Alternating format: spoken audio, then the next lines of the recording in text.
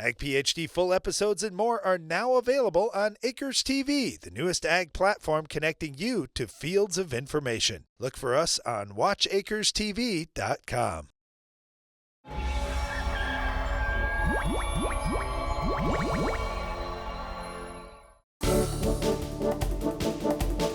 On almost every pesticide label, one of the things you're going to find on there is something called a rotational restriction. We wanted to explain that today during our Farm Basics time.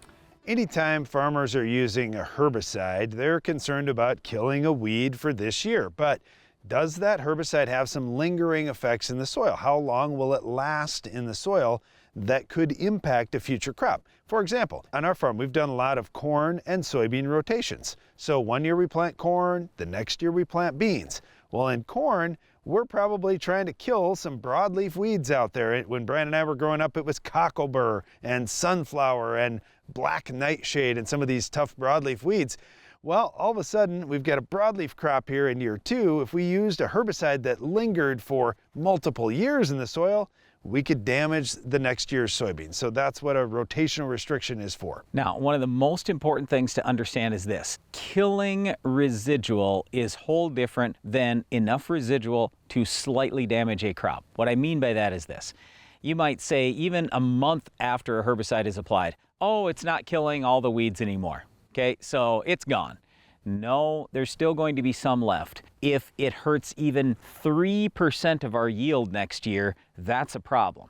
Now, if it hurt 3% of the weeds out there, you'd say this is a disaster for weed control. It's a totally separate thing what we're talking about. We just don't want to hurt the crop. And you don't have to visually see anything wrong with the crop. Sometimes the crop looks fine, but the yield has been hurt. It's been damaged. That plant has been hurt internally. So we can't have that kind of stuff. That's why we have that rotational restriction right on the label. Well, and this is kind of important for farmers to take a look at every year, even if it's a product they've used for a long time. For example, let's look at famecifin, which is the active ingredient in Flexstar. It's got a 10-month rotational restriction. You can use it in soybeans, 10 months but you have to be 10 months ahead of when you're going to plant corn. And that all works out great when farmers are spraying in May and they're out killing pigweed and other weeds. But every once in a while, we have a year where there's lots of rain or there's just lots of wind and you just can't get out to spray. And all of a sudden now it's well into June. And that can be pretty risky for farmers that want to plant corn in April the next year. We're really pushing that 10-month window here. So farmers have to look every single year that, man, normally I'm fine, but I got pushed later than I wanted with my application. The rotational restriction could be a problem. On Ag PhD, we often talk about how the label is the law. So if it says 10 months, okay, you got to make sure you're at least 10 months for that rotational restriction.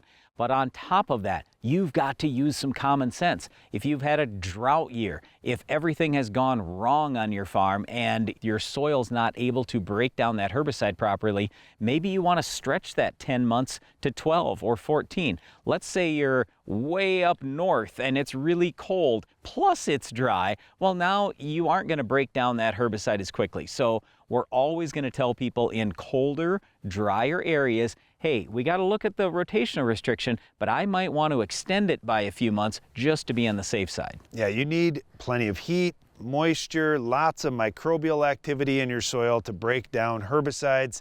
If you've got something that compromises any of those things, you just aren't going to get the breakdown you normally would. All right, we've been talking about rotational restrictions here. That's going to a crop, but how about if we're trying to kill a weed, like let's say our weed of the week? Are there residual herbicides that will stop it? We'll tell you later in the show.